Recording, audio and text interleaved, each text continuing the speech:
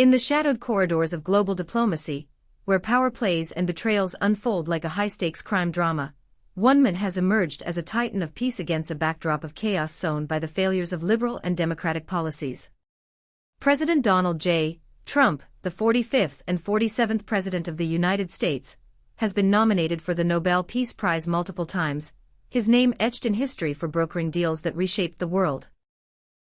Yet, the story of his nominations is not just one of diplomatic victories, it's a savage indictment of the left's catastrophic mismanagement, which plunged the world into turmoil and necessitated Trump's bold interventions.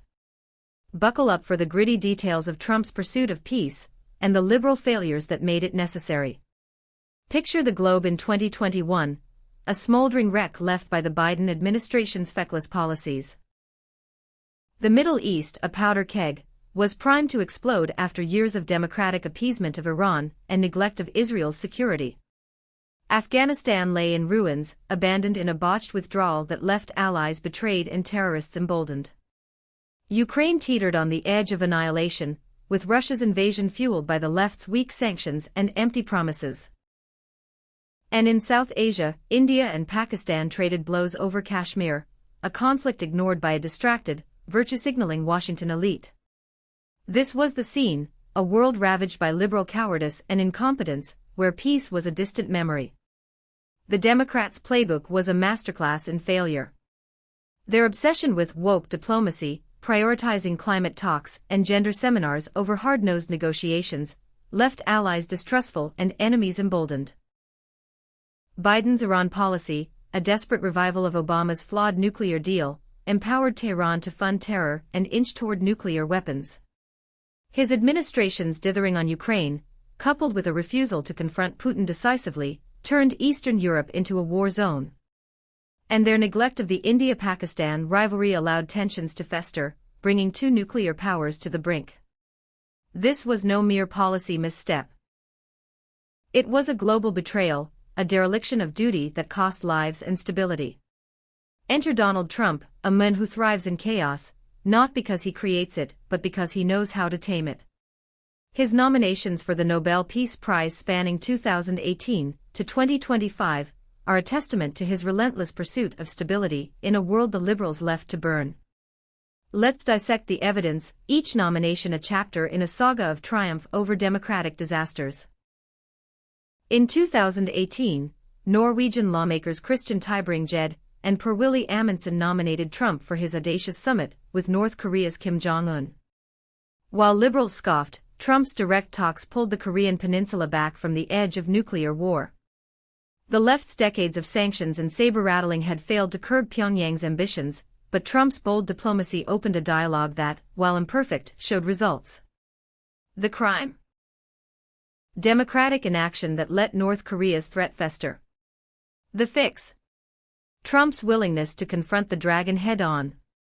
Fast forward to 2020, and Trump's name was on the Nobel shortlist 3 times. First, Tybring-Gjedde hailed him for the Abraham Accords, a historic peace deal between Israel and the UAE, with Bahrain, Morocco, and Sudan soon joining. This wasn't just a handshake.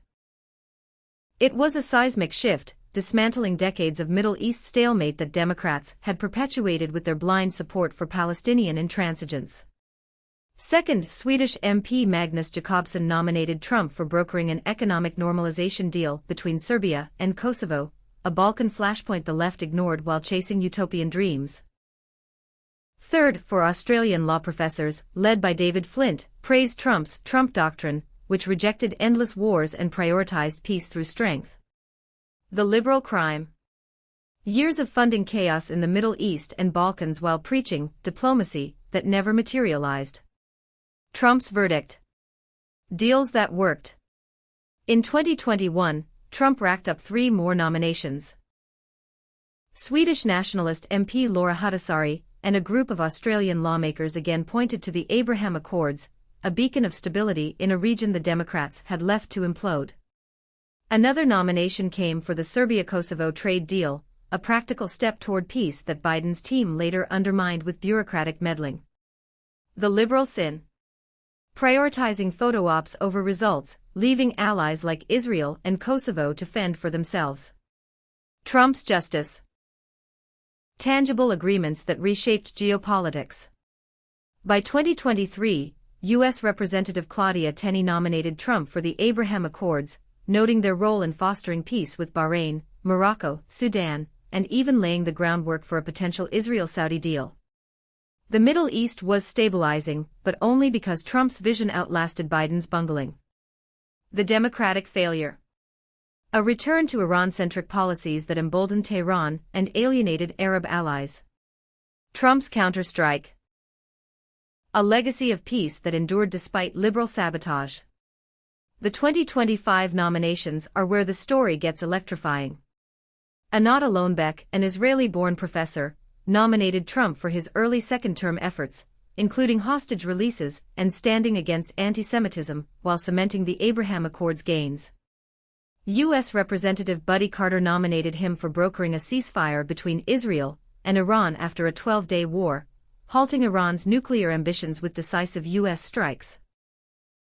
The government of Pakistan nominated Trump for his May 2025 ceasefire between India and Pakistan, ending a 4-day Kashmir conflict that could have gone nuclear. Though India denied U.S. mediation, Pakistan's gratitude was undeniable, until U.S. strikes on Iran sparked domestic backlash, threatening the nomination's survival. And then there was Oleksandr Merezhko, a Ukrainian politician who briefly nominated Trump for Russia-Ukraine ceasefire efforts before withdrawing it, disillusioned by Trump's Middle East focus and refusal to sanction Russia. U.S. Representative Darrell Issa rounded out the list, nominating Trump post-deadline for 2026, citing his global peace efforts and the Abraham Accords' enduring impact. The crime here. Biden's catastrophic foreign policy, which saw Iran's nuclear program advance, Ukraine's defenses crumble, and South Asia teeter on the edge.